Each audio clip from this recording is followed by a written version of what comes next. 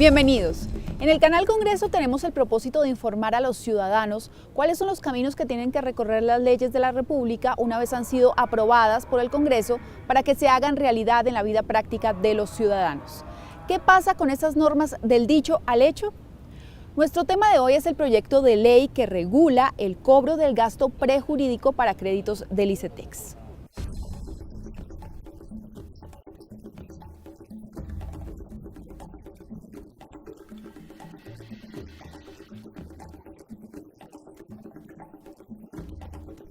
Bueno, los cobros prejurídicos son aquellos cobros que se hacen con cualquier tipo de préstamo, préstamos bancarios o los del ICETEX, que son esas llamadas donde te recuerdan que estás atrasado en una cuota o que estás atrasado en dos cuotas. Ese cobro prejurídico por lo general se hace con un outsourcing, lo hacía el ICETEX con un outsourcing, pero además siempre son llamadas telefónicas. El cobro prejurídico es básicamente el mecanismo con el que cuentan los acreedores para exigir el pago de una deuda antes de llegar al cobro jurídico, que es el cobro que se hace ante los jueces de la República, en un proceso ejecutivo.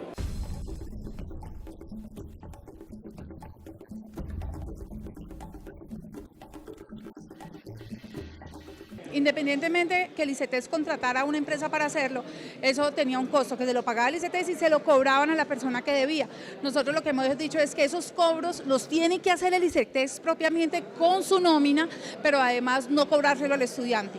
Porque lo que estamos viendo es que esos préstamos para estudio del ICETEX son facilidades que se le dan a los muchachos que se acaban de graduar para estudiar y no le podemos poner todas las talanqueras que quieren.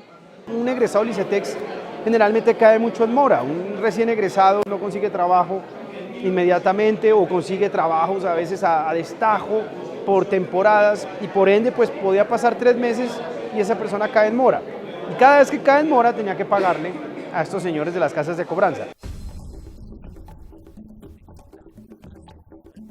Hoy ellos tienen unos contratos grandísimos para hacer esos cobros con empresas outsourcing. Lo que queremos es que lo hagan con la misma nómina que tiene el ICETEX, que les alcanza si se organizan. Entonces no va a ser un costo más, de pronto va a ser un poco más de trabajo para la gente que trabaja entre el ICETEX, pero tampoco lo van a tener que contratar afuera. Gracias a esta iniciativa, por ley, el gasto prejurídico de ningún crédito educativo del ICETEX podrá ser transferido al deudor. Nos acompaña hoy en nuestro programa Daniel Torres, él es vocero de la Asociación de Deudores del ICETEX. Daniel, muchas gracias por acompañarnos en Del Dicho al Hecho. No, muchas gracias a ustedes por permitirnos entregar nuestra opinión acerca del tema. Antes que nada quisiera que usted se presentara y le cuente a nuestros televidentes quién es usted, qué hace, cómo llega a ser el representante de los voceros, el vocero de los deudores del ICETEX. No, mi nombre es Daniel Torres, yo soy uno de los deudores del ICETEX. En total somos más de 100.000 deudores que tenemos grandes dificultades de pagar los créditos impagables del ICETEX y esta organización nace de una forma muy orgánica del descontento y la frustración de los créditos que nos han entregado, que terminan siendo créditos de consumo, créditos con unos intereses altísimos, que incluso es preferible ir al banco privado porque el ICETEX pues, no está cumpliendo una función social. Entonces buscamos cambiar al ICETEX y que los deudores del ICETEX tengan un alivio por esta situación. Para claridad, ¿usted ya terminó de estudiar? ¿Tiene crédito actualmente con el ICETEX? Yo terminé de estudiar y tengo un crédito en el cual me prestaron 30 millones, he pagado 30 millones y debo aún 30 millones. O sea, voy a pagar el crédito 2 veces, no menos de eso. Muy bien, pues vamos a hacer una pausa en nuestro programa. Quédense con nosotros y acompáñenos a conocer más a fondo en qué consiste este proyecto de ley que regula el cobro prejurídico para créditos del ICETEX, cuáles son sus implicaciones y cómo ha sido el camino para llevarlo del dicho al hecho. ¿Sabe usted cómo está conformado el Congreso de la República? El Congreso de la República está conformado por 2 cámaras. El Senado con 102 miembros elegidos a nivel nacional y la Cámara de Representantes compuesta por 166 integrantes elegidos en los departamentos. A su vez, el Congreso está dividido en 7 comisiones constitucionales que se especializan en temas para facilitar el trámite legislativo y de reforma constitucional. Entre los temas más relevantes que tratan las comisiones son la Comisión Primera, Reformas a la Constitución y Derechos Fundamentales. La Comisión Segunda trata temas internacionales y de seguridad nacional. La Comisión Tercera, Impuestos y Crédito Público. La Comisión Cuarta, Presupuesto. La Comisión Quinta, Temas Agrarios y de Medio Ambiente.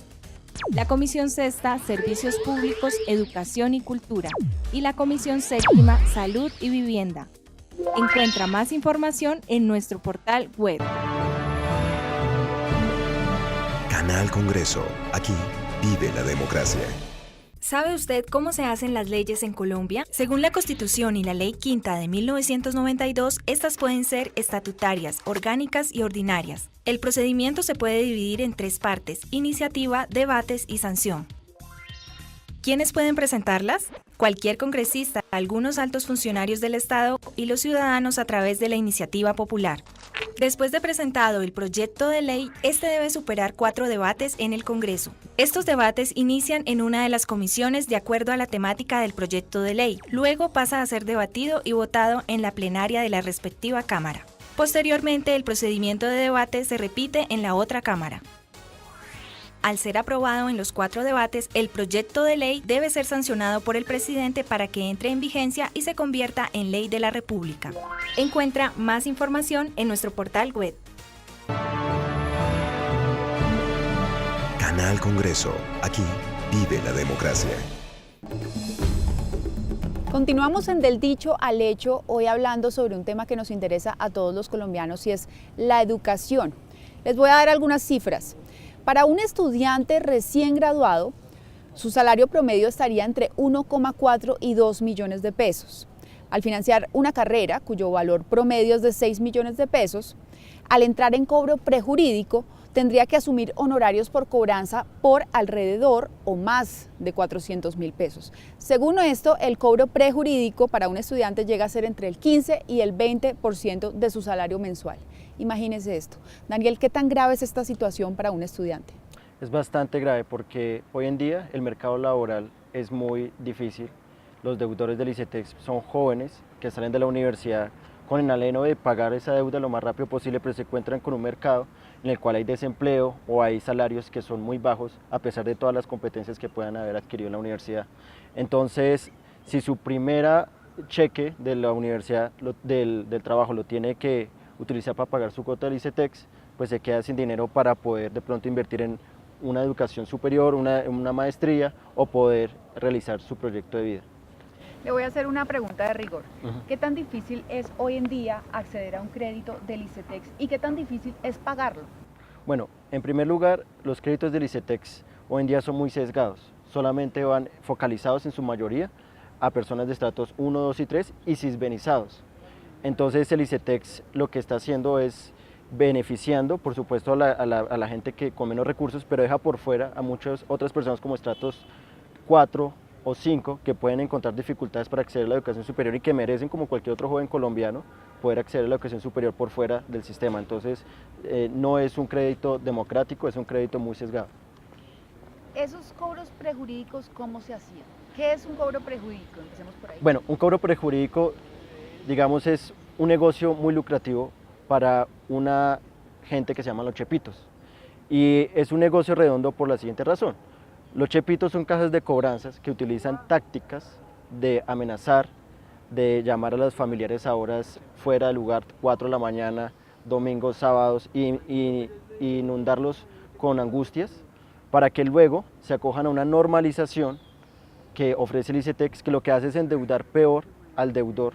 Les suma un crédito, un 20% a cada vez que se coge una normalización, y luego el deudor, por acogerse a esa normalización porque está angustiado, tiene que pagarle una tarifa a una empresa privada. Resulta que lo que le pagamos los deudores del ICETEX por 4 años a estos chepitos fueron 35.000 millones de pesos. Entonces es un negocio redondo para los deudores para el ICETEX, para los agentes privados, y es un muy mal negocio para los deudores del ICETEX. Y ese pago lo tenían que hacer los estudiantes de una. Chan con chan, o sea, teníamos que consignarles o darles en efectivo ese dinero. Y lo peor es que en algunas ocasiones ese dinero no llegaba al ICETEX, que pagaba para normalizar su crédito, sino no era reportado. Hoy en día existe el cobro prejurídico todavía. Sí, el cobro prejurídico aún existe, claro. La diferencia es que hoy, debido a las denuncias que hicimos y debido a este proyecto de ley, el cobro prejurídico ahora lo asume el ICETEX, sin embargo sigue tercerizándolo. Entonces lo que hicieron fue eliminaron estas cajas de cobranzas que a todas luces eran ilegales y violaban derechos y las trasladaron a otro tercero que el ICETEX maneja. Bien, pues indudablemente es un gran alivio para los estudiantes y para sus familias. Pero Daniel, lo invito a que veamos cómo fue el tránsito de este proyecto de ley en el Congreso de la República. ¿Qué tan complicado fue? Veamos.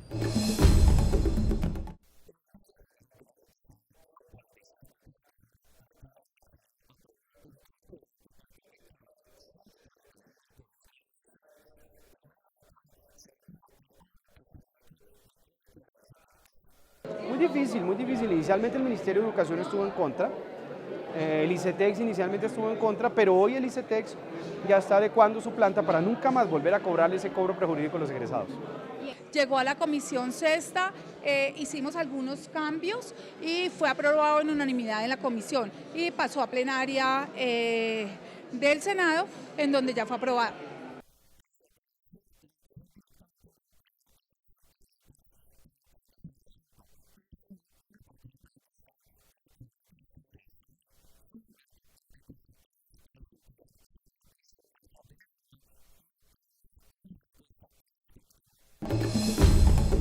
Hacemos una pausa y regresamos en Del Dicho al Hecho.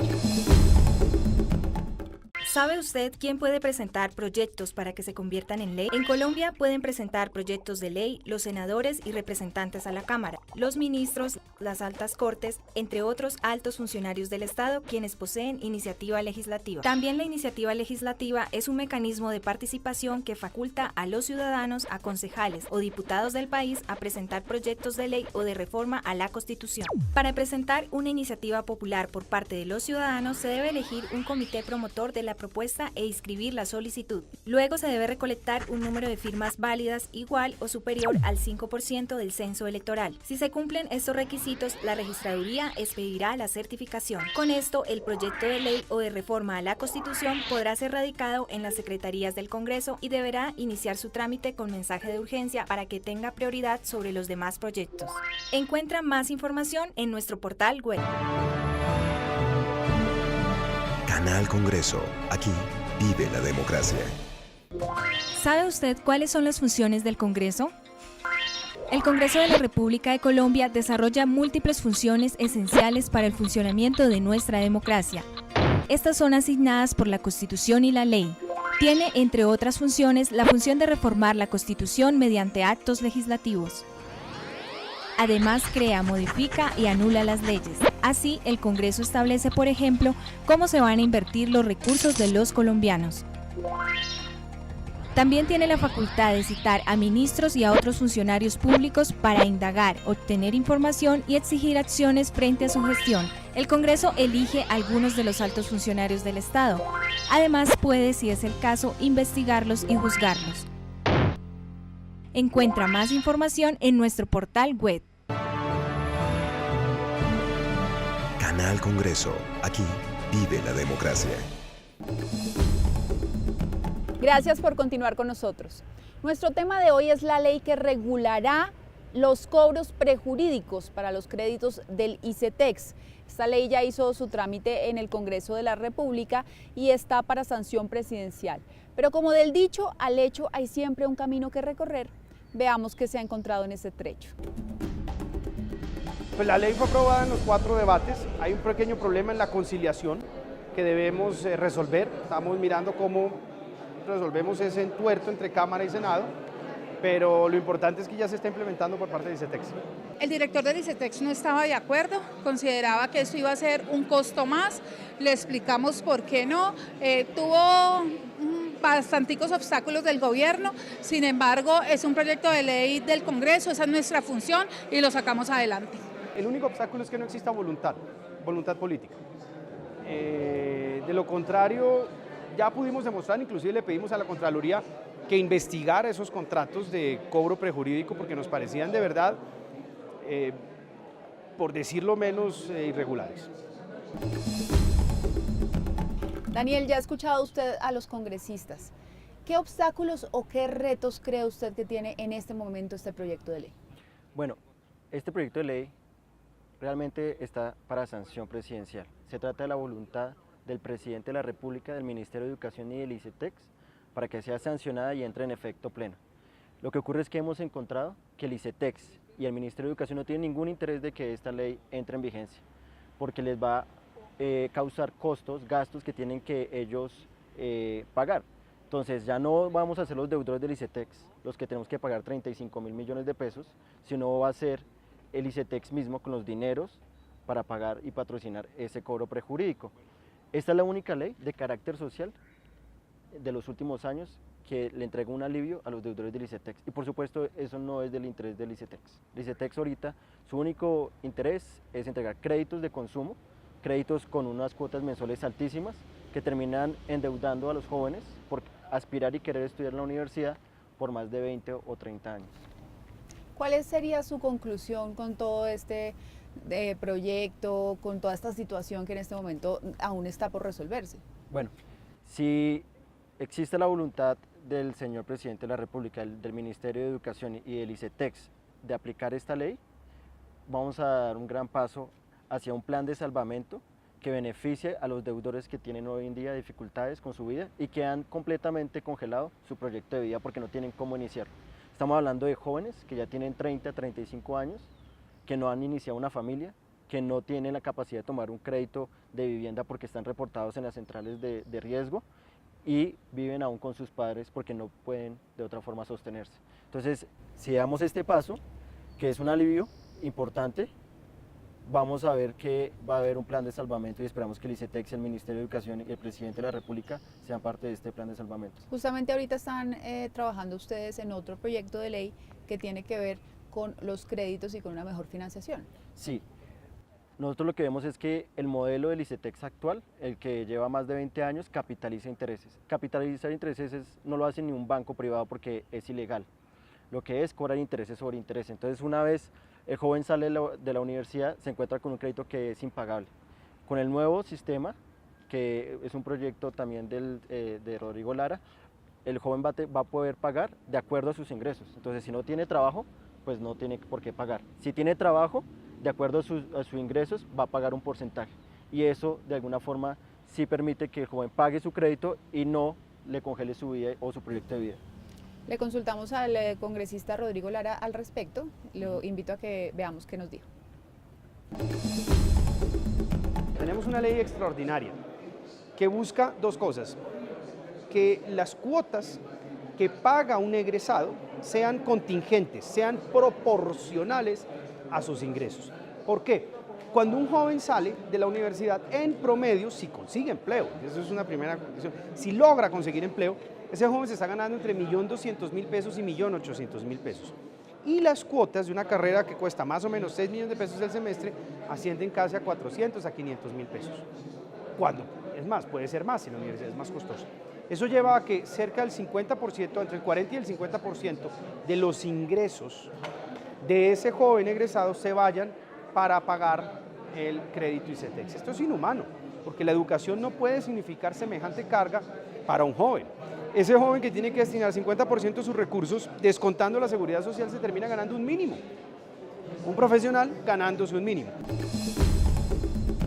Pues Daniel, muchas gracias por acompañarnos hoy en Del Dicho al Hecho. Estaremos muy pendientes de todos los temas que les importan a los estudiantes de nuestro país. Bueno, muchas gracias y para culminar pues hacemos un llamado al presidente Juan Manuel Santos para que en este entorno de paz también acoja a los deudores del ICETEX, que su único crimen ha sido querer educarse y volverse un motor de la economía del país y poder proyectarse hacia el futuro. Muy bien, pues llegamos así al final de nuestro programa. A ustedes muchas gracias por su sintonía y les recordamos que estamos al aire cada semana para contarles en qué van las leyes que aprueba el Congreso de la República y cómo es el camino para llevarlas del dicho al hecho.